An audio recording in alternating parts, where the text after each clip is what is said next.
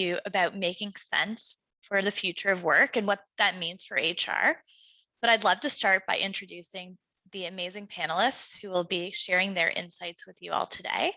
So I'm going to introduce them one by one. Throughout the session, please use the Q&A and chat. We'd love to hear from all of you. We definitely want to leave lots of time for all of your questions. This is for you. But with that, I'm going to start by introducing Caroline. So Caroline is, there she is a CEC, PEC, and the CEO of Forward Human Capital. She was the recipient of Marshall Goldsmith's Thinkers 50 Global Coach Award in 2019. She thrives at finding new ways for innovative leaders to find solutions to their challenges. She's focused her career in technology, media, and the entertainment industries. And she's been doing that since 1992 at Virgin. She also played a part in launching PlayStation in Europe as a marketer, where she adapted her career to support organizations identifying human capital and leadership development. She's currently writing her second book. The publisher is still to be confirmed, but we'll keep everybody in the loop about that. She's the author of Elephants Before Unicorns, Emotionally Intelligent Strategies to Save Your Company. She's a certified emotional intelligence practitioner and long-term member of the International Coaches Federation. She loves supporting leadership teams to collaborate and innovative and drive both individual and organizational growth to lead to engagement and impact. So thank you so much for joining us today. I'd then like to introduce Adam.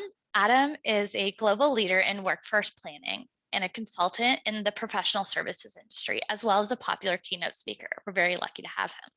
He has held senior roles in workforce planning, people analytics, and talent management in a number of prominent and private organizations, including PwC, the London Metropolitan Police, and Capita. He's also an author of Agile Workforce Planning, which was published in 2021 by Kogan Page, and leads the strategic workforce planning faculty at the CIPD, which is the Chartered Institute of Personnel and Development. So welcome, Adam. Pleasure to be here. Awesome. And last but not least, I'd like to introduce Nigel. Nigel has been, previously was Edelman's Chief Human Resources Officer for almost 3 years. He has returned to his roots, which is helping clients on topics ranging from employee experience, engagement, and employment branding, as well as change management and internal communication. Having been the public affairs director with Little Bat Breweries of Canada, Nigel moved with his family to Belgium in 2004 to establish a global employee engagement and talent management function for the company's parent, which is now known as Anheuser-Busch InBev. He went on in 2019 to become the VP of Human Resources at UK-based Coca-Cola European Partners, helping to guide the firm's employees through a period of unprecedented change for joining Edelman in 2014. Prior to 3 years on the client side, Nigel worked for almost a decade at international communication consulting firm Hill & Knowlton and Weber Shandwick Worldwide. My apologies for pronunciation. On both the client and agency side, Nigel's priorities have always been coming back to informing, engaging, and ultimately mobilizing employees and supporting them in times of change, which we're definitely going through now. Nigel is an international relations graduate from the University of Toronto. Among his charitable commitments, he has served for several years as the vice chair of the London-based Canada-UK Foundation. His mission is to foster greater understanding of Canada and the United Kingdom. So welcome, Nigel, as well. Very excited to kick off this amazing talk today. Amazing. Hello, everyone. Well, hello. Well, thank you so much, everybody. And, as you can see, we have an amazing group of panelists for you today. I'd love to get right into the talk, given that we only have, just a short time together. So I'm going to kick it off, with my first question to Caroline. But please, everybody attending, we want to answer your questions too. So please put them in the chat. So what is the biggest change, Caroline, that you anticipate in the way we work in the next year, 2 years, and 10 years? I know that's a very big question. It's a huge question, and thank you for kicking it off with me. And I'm really looking forward to hearing everybody else's answers as well. So thank you. So my hope is more of a hope on the biggest change is that my hope that I anticipate is that we're going to see that CEOs have woken up to the seismic shift in consumer and employee needs on global, social, and economic balance. As we know, and I think we're going to be hearing this a lot, we've just gone through a phenomenal, ridiculous, painful change, and the world, I don't know if people are noticing what's happening from a global warming perspective, but we have no choice. We have to make those changes. So what I hope this all looks like is that year one, CEOs are reinventing their way forward and briefing their teams on their product, profit, and people vision, so the 3 Ps. They will learn that D&I isn't a tick box activity, and rather a way to hire neurodivergent and diverse talent to collectively collaborate to solve today's problems for tomorrow.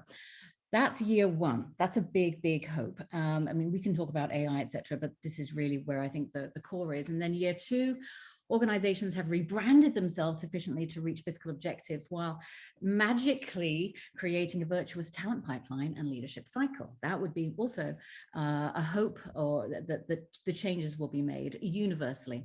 And then year five, which is a long, long, long time away. I mean, we've just seen how crazy things have gotten when you least expect it, is that organizations are consistently force majeure agile.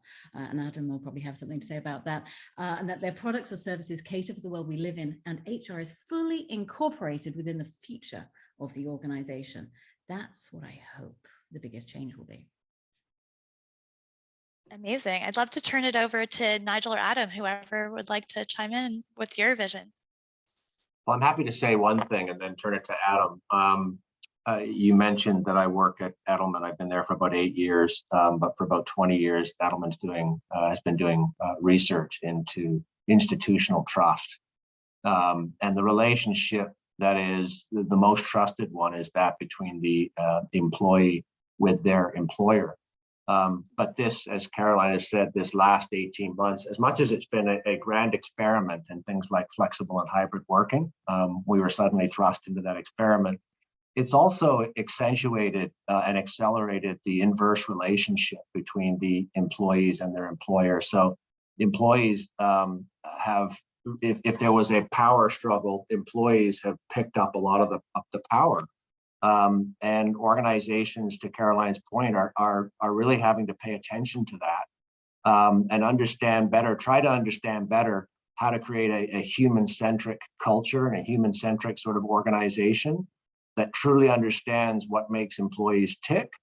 Those who are able to do it will win this.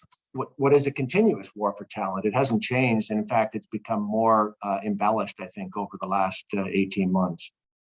I'll turn it to Adam. Thanks. I mean, I definitely echo sort of both what Nigel and Caroline said, and almost sort of join part of that key element together. It's this concept that I call network transparency, which is where the power has shifted. So, though over time we have seen a gradual decrease in labour unions, what we've seen of late through social media is the ability to create greater transparency through networks, and that is the force.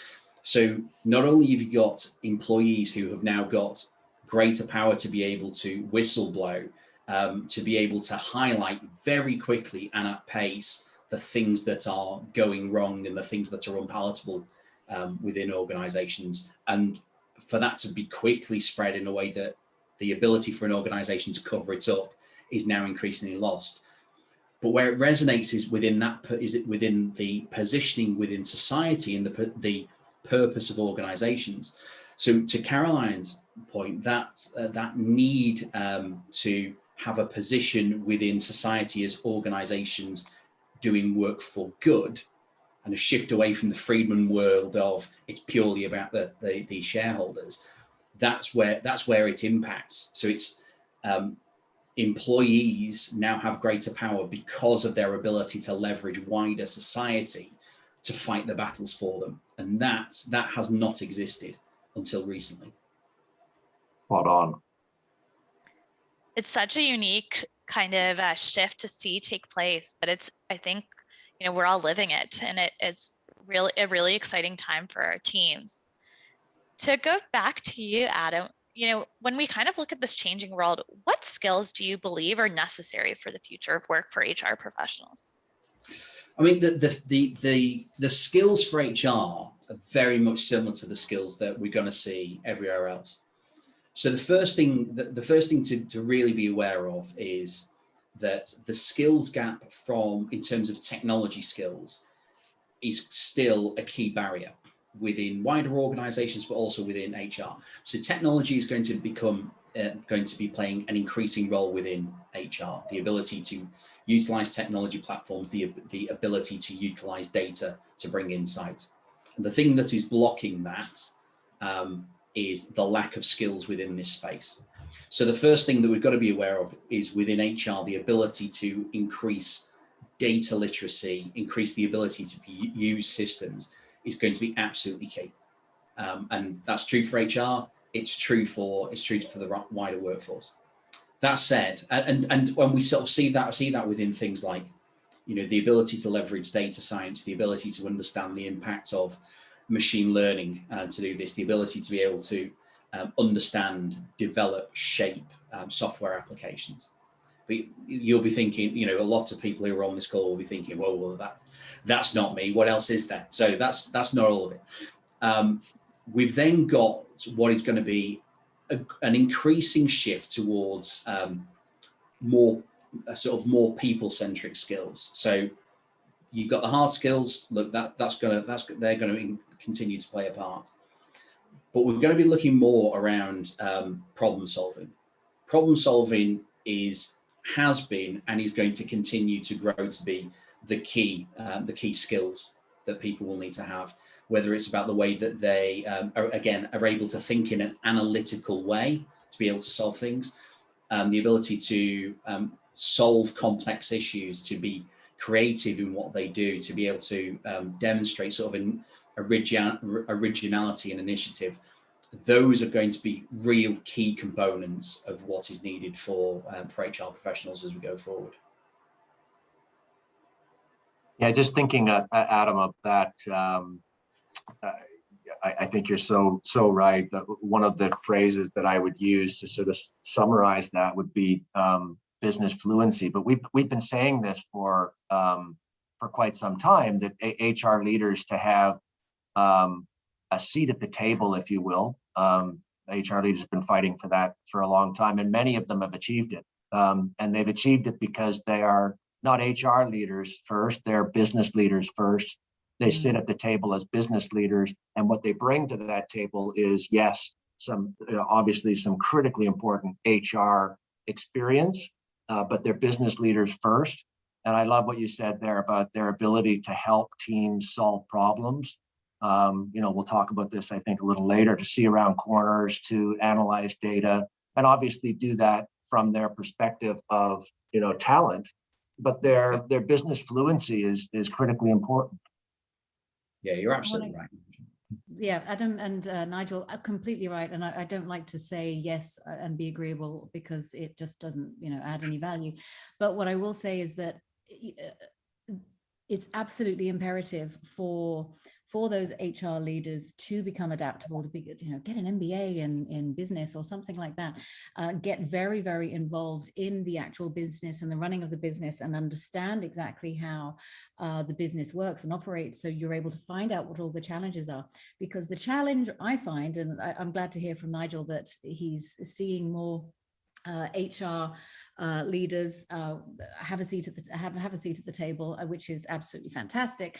However, I find that usually there's this approach or opinion or behavior where from the C-suite that HR is a service-oriented center and should be just ticking boxes. And there is this, what I'm finding is that there isn't that fluency even at the C-suite on the data that comes through, or they'll want to manipulate it in some way. I have to come in with something a little bit more aggressive here.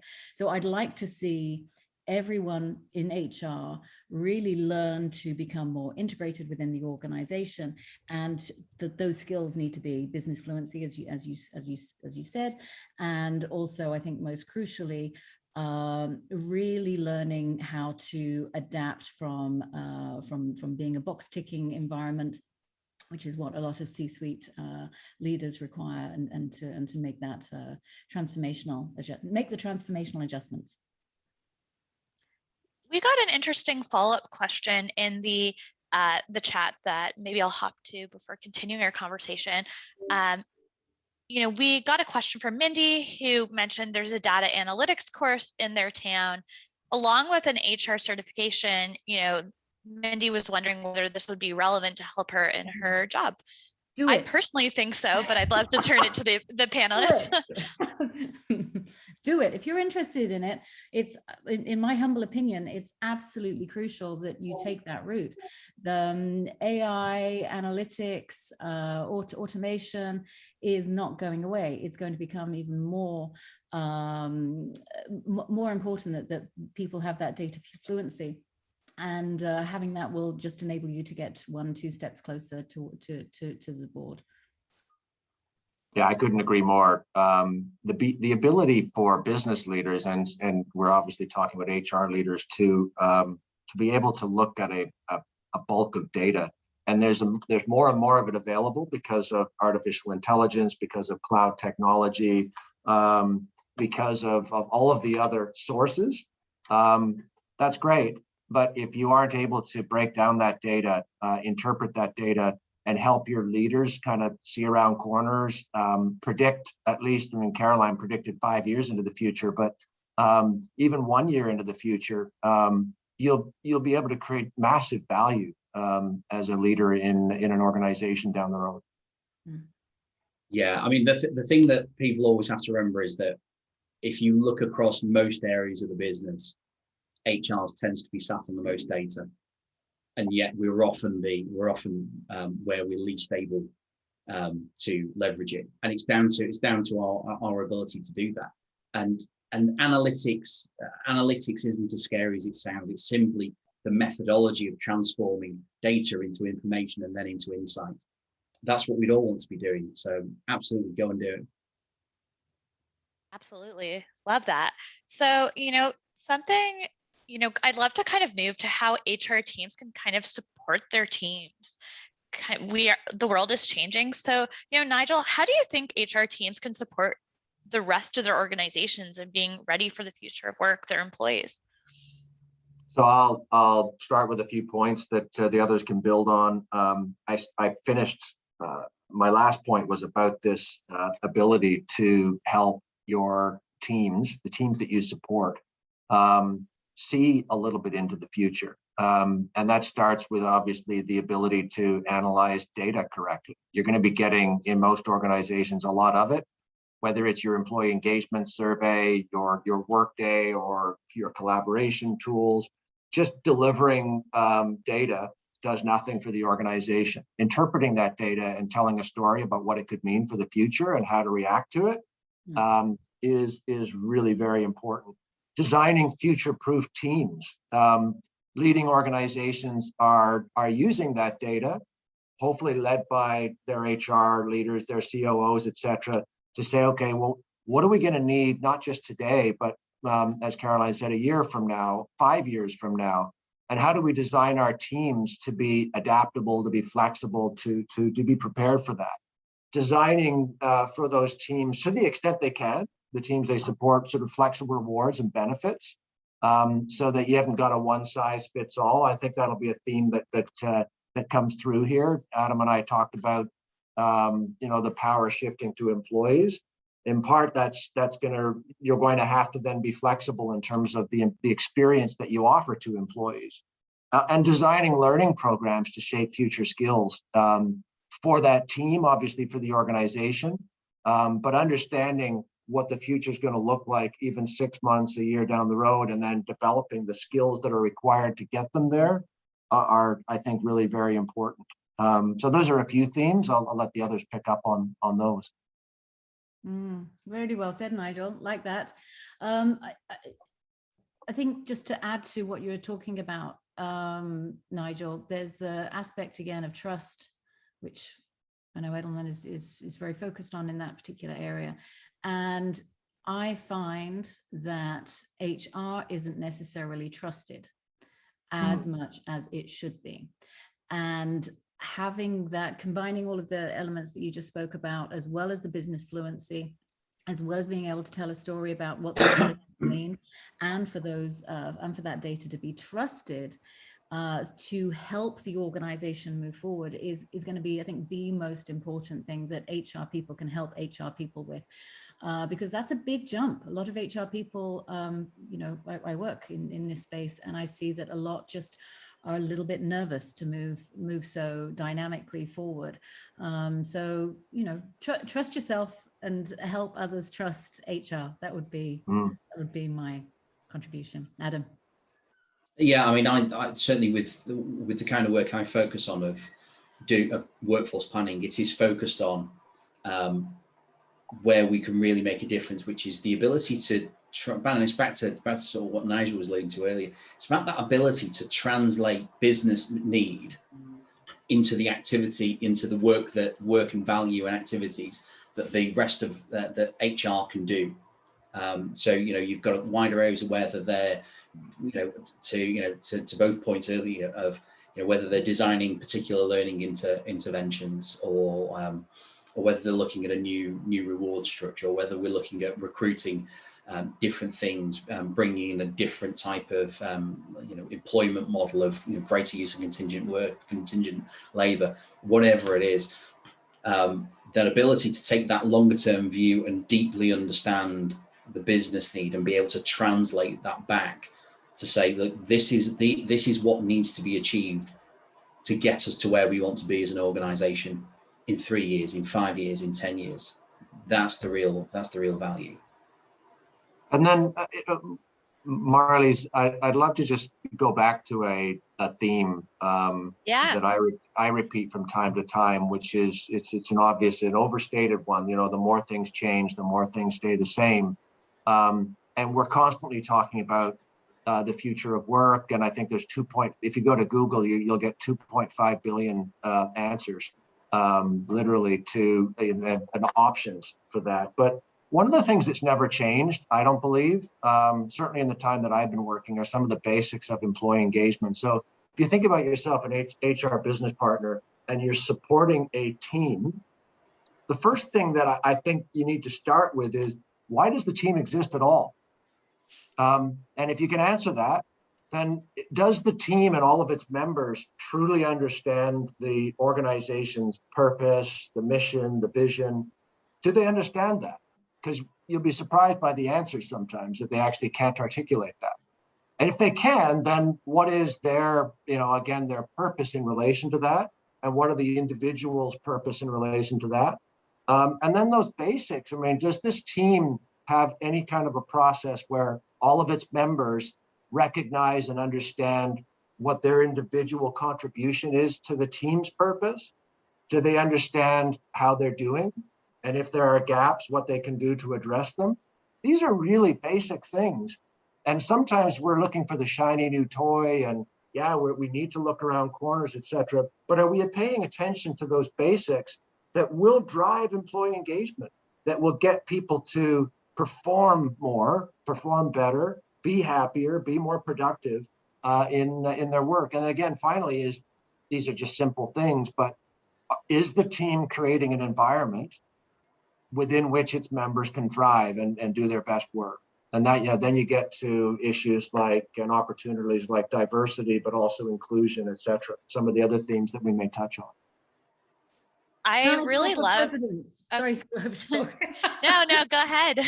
I'm just saying, Nigel for president. That was exactly right. If you don't know what your vision is and your mission is and how you impact that, then it's like you're a boat not knowing where you're going. It's absolutely essential, and that's how you create engagement. So I'm so glad you said that, Nigel. Woo! I agree. So critical, and they're the basics for a reason, but I think they often do get forgotten with like big themes or their reactivity that some HR teams act with. But if you can get your foundation stable, the house can grow. So well said. Yeah. Is there anything you would like to add? Anybody else would like to add? I think that was so eloquent. Thank you, Nigel, on this topic.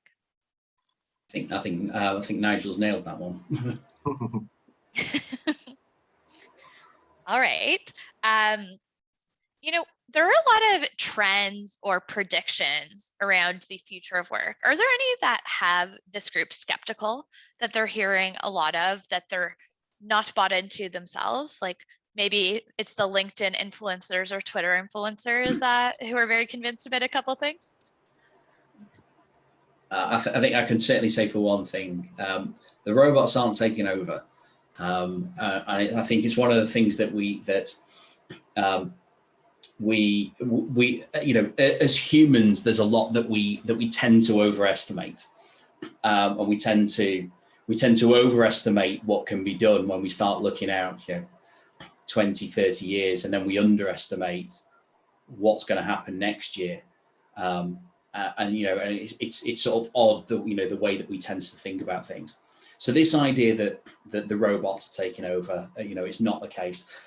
Are there endeavors in certain areas to increase the ability of machines to do things? Yes, that's absolutely the case. There was the idea that the robots were going to take all the jobs. We're not seeing that happening. And it has happened in, you know, it's happened in larger areas that are around, you know, plant work, working factories. That's happened. When we're in the knowledge worker space, you know, we are seeing an impact, but it's not enough that you know, it's not significant enough that they're going to be taken over. We are seeing tasks get replaced, which is great when it happens. So repeatable activities, they are being automated. Things that we were limited in our ability to do, technology is allowing us to do those things at scale. It is allowing us to do things at pace. There's now things that I'm able to do that previously were intractable problems, that now we're able to utilize big data to start to solve those things. But what's important is that for all of those things, there's still a person at the center of it who is doing it. So it allows the work that I do with teams to do things at pace, to do things fast, to do things at scale, to solve problems that couldn't be solved before. But the machines aren't solving those things by themselves. That isn't the way that it's going. And so we will see over time, you know, as more technologies come online, more and more new roles will come online in order to enable those, to support those, to draw value from those. It's still going to be humans at center. Amen. Yeah. Caroline, you want to go next? Thanks. I've been trying to think, what am I skeptical about? And it's just like, oh God, it depends what day of the week it is.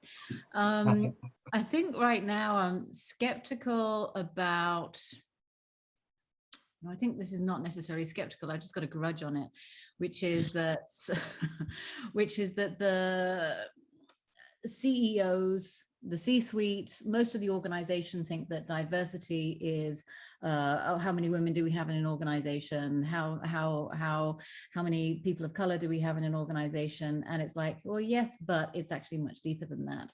And I'm skeptical about the way that, or I have a grudge about the way that people in general will immediately jump onto that, if they can jump to that.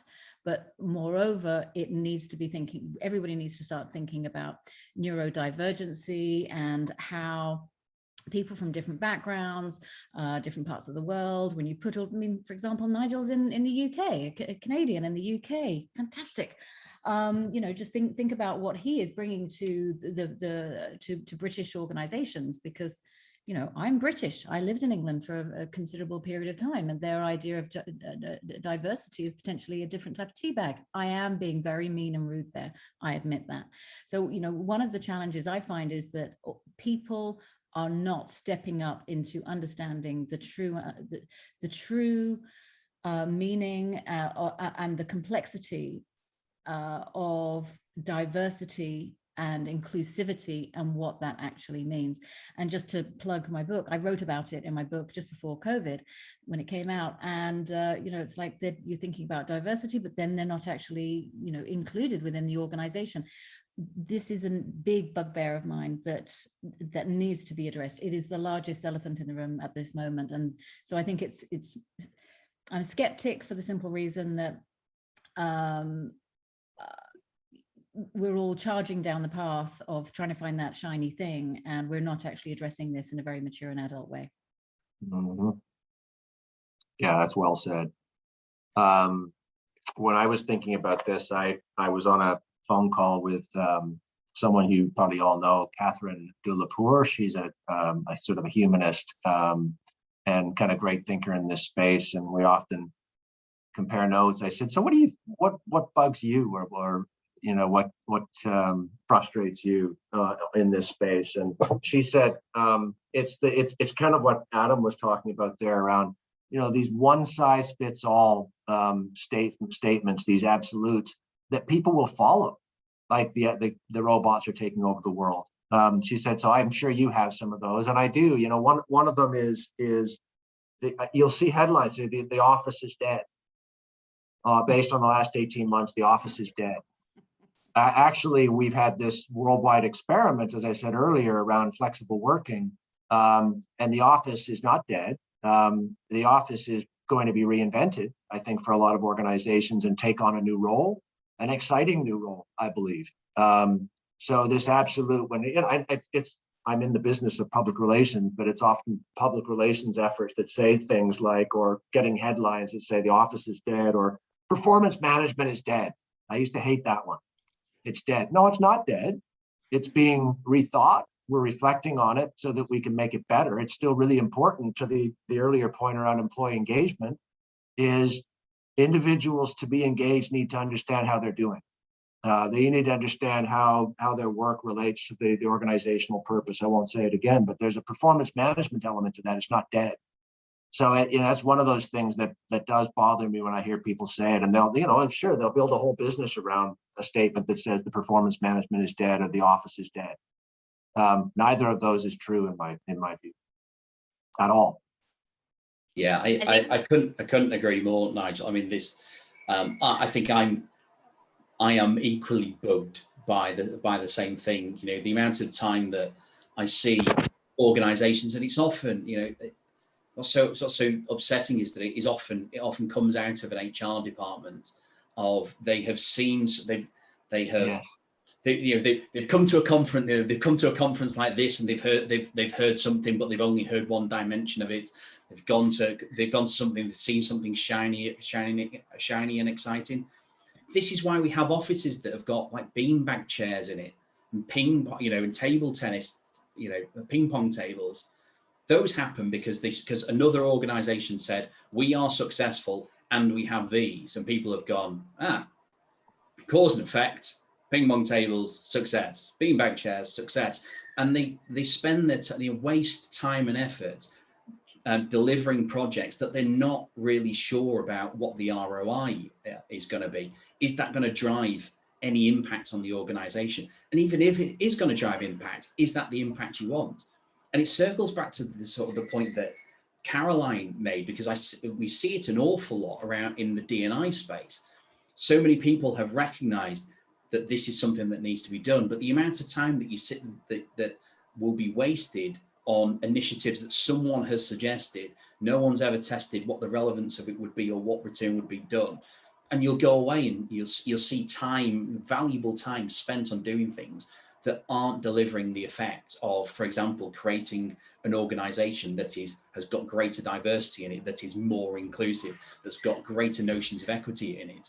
No, you get everyone sat there very happy that they've ran an unconscious bias training.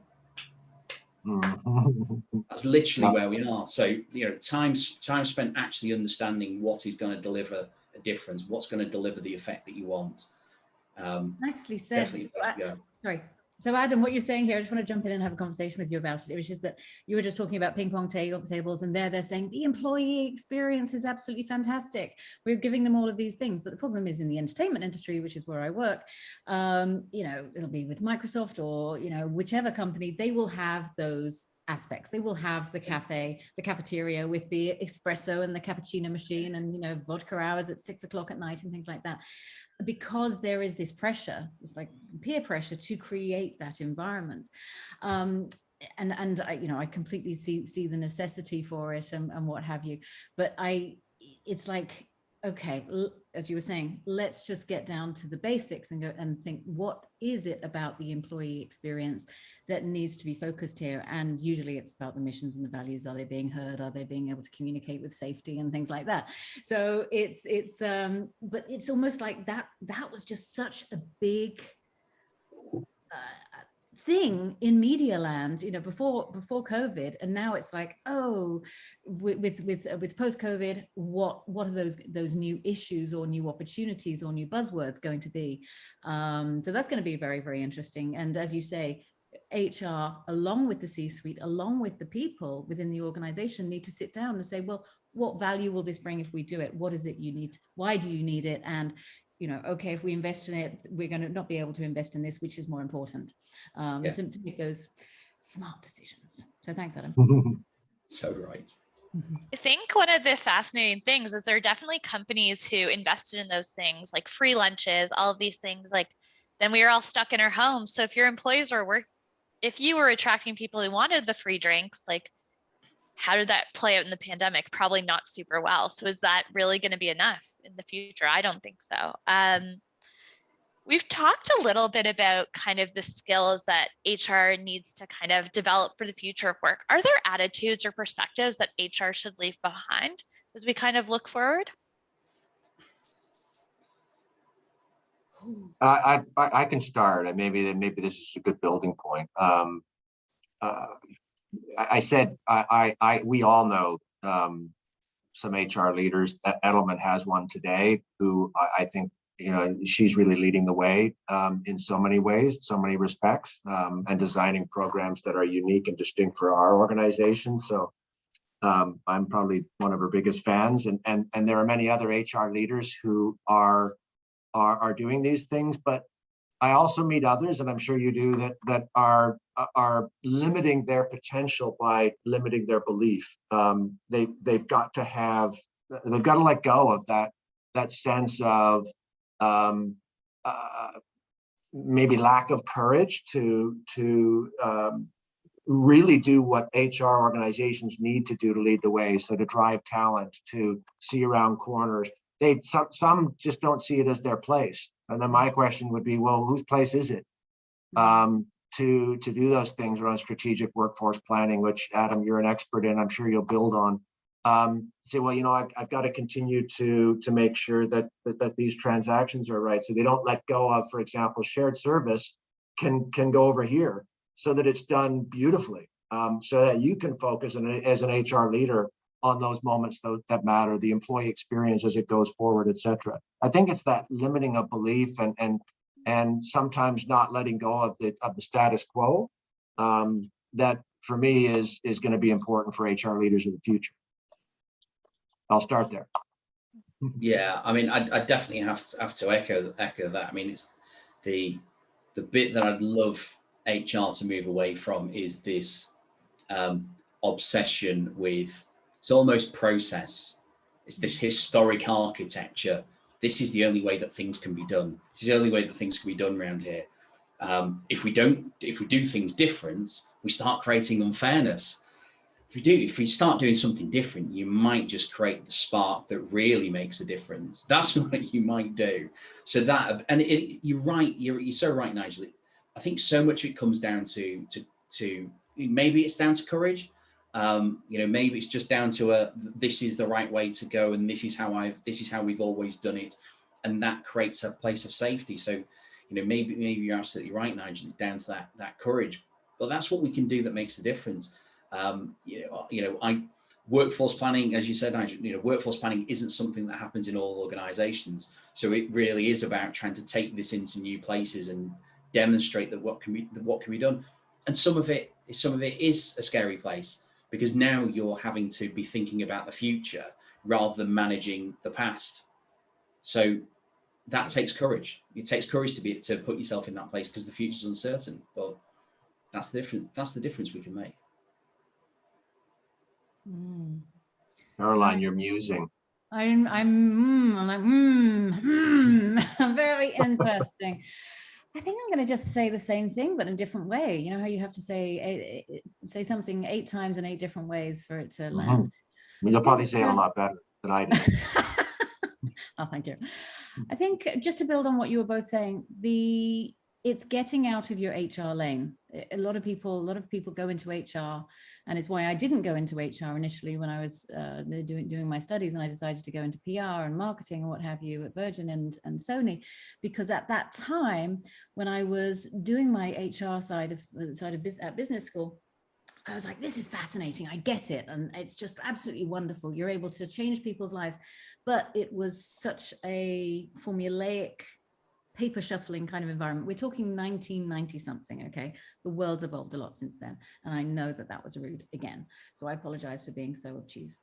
But what I'm finding is still that HR people, and it's the same with finance, it's the same with product development, not always, but whichever department the people are in, they're so used to staying in their lane.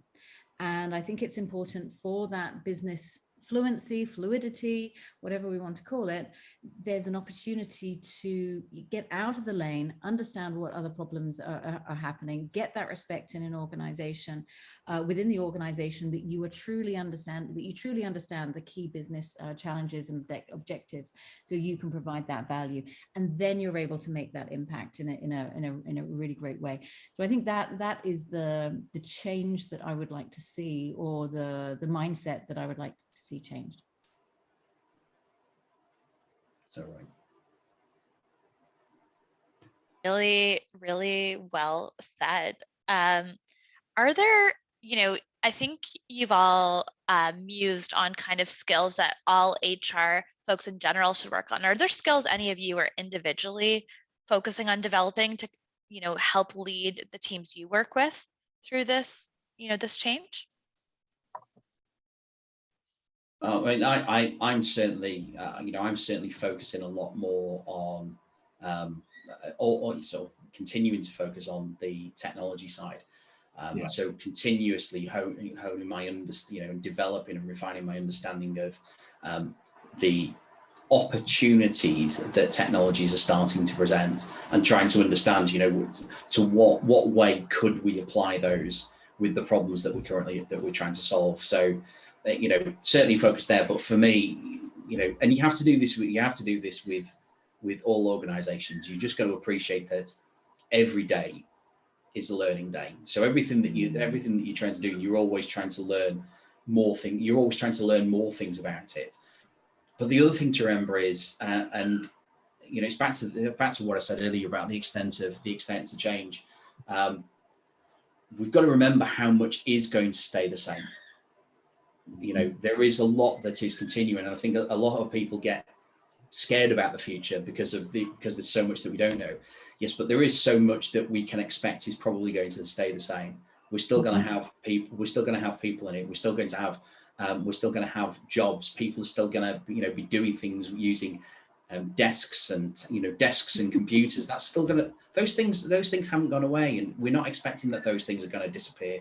We're not going to be floating around in the sky with some sort of odd pad on our wrist. It's just not going to be there. So once we start understanding, Adam?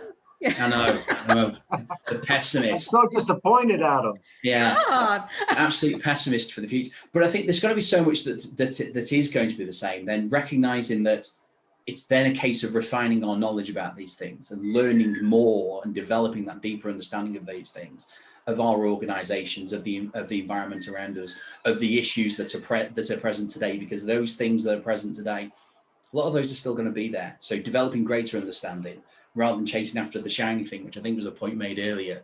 That's where I focus. I think I've made that mistake before, by the way, of advising my organization to embrace a shiny toy that wasn't, as it turned out, didn't prove to be a good fit. And for us, a tech stack was better than a comprehensive HR platform. I won't name the names, but you can guess. And I think it's building on that theme, Adam, of constantly learning, being humble to learn, joining sessions like this, and learning from each other, and then following up and saying, well, what was your experience? So, I think we all do a bit of this. I certainly do a lot of it, trying to help clients, for example, and my own organization navigate through change. And you have, from experience, some methodology to do that. And you're right, that methodology may stand the test of time. What worked 20 years ago in some ways will work in the future, because informing, engaging, and ultimately mobilizing your employees through that change will be critical themes. They were then, they will be in the future. But there may be other better ways other better tools, technology, collaboration tools, data sources that will help us. And for me, it's about trying to understand what those are and use them more effectively as we go through the future. It's that lovely combination of some things are going to stay the same and you're just going to build on them, and then try to find those tools and methods that make your approach better. Very cool. I'm just going to finish off by saying, when I first read Rock and Schwartz's scientific article about how our brains are neuroplastic, we have neuroplastic brains, and that we are not complete, we're not finished, we're constantly evolving. That was the biggest sense of approval for me, that I can continue having a learn it all mindset, because I used to feel that it was we're talking some years ago, I used to feel that it was selfish to want to learn and to have a learn it all mindset, because I have I have ADHD. See, I'm neurodivergent right here. I have ADHD, and I will, look at all of these different things simultaneously and then burn myself out. But the good news is that it gave me, I felt like I had approval to go and learn whatever I think I need. I really appreciate the woman that said that she wanted to go and do analytics and was looking for approval. It's like, no, if you feel it and you know that this is something that's going to be of value for you and your career moving forward, or for the organization, so you are able to have that point of difference and you're able to, really show, do not hold yourself back by thinking, oh, I don't know if I should do it. Just do it. Do it. And it's just a really wonderful thing. I find that if I'm not learning something, I get a bit sad.